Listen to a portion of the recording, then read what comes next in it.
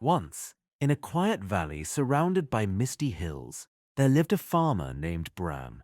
He was a simple man with a modest orchard of apples. The fruit was sweet, and the trees bloomed year after year with the rhythm of the seasons. He sold his harvest at the village market, never for much, but enough to live well and sleep with peace. One spring, while digging near the edge of his land, Bram struck something hard.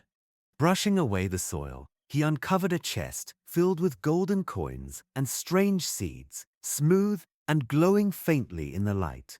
Inside the lid, a carved message read, "Plant wisely, water with care, reap with patience, or beware." Bram's eyes gleamed. He pocketed the gold and, after much thought, planted the seeds. The next morning, where he had buried them, golden saplings had already sprouted. By dusk, they were small trees. Within a week, they bore fruit, apples of shining gold, warm to the touch, heavier than anything Bram had ever held. He sold one at the city market.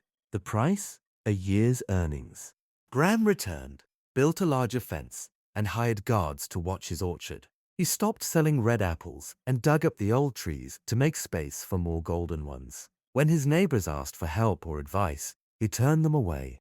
Soon, Bram no longer smiled at the sunrise. He counted coins instead of stars. He built a mansion on the hill with walls high enough to keep out questions.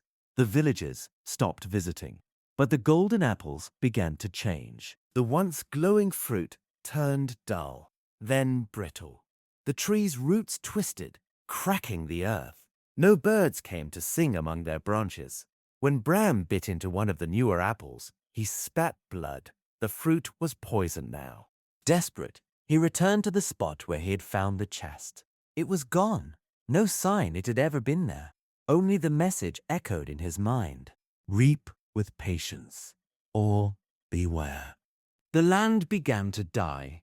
The soil turned back. His mansion crumbled, stone by stone. No matter how many coins he tried to spend, would trade the curse of the golden orchard. In the end, Bram lived alone, surrounded by rotting trees and gold no one wanted. What once brought wealth brought ruin. Greed, he learned too late, is a seed that grows fast, but always feeds on the soul of its planter. And the orchard, silent and lifeless, stood as a warning for generations after. Not all that glitters is a gift. Sometimes it's a grave.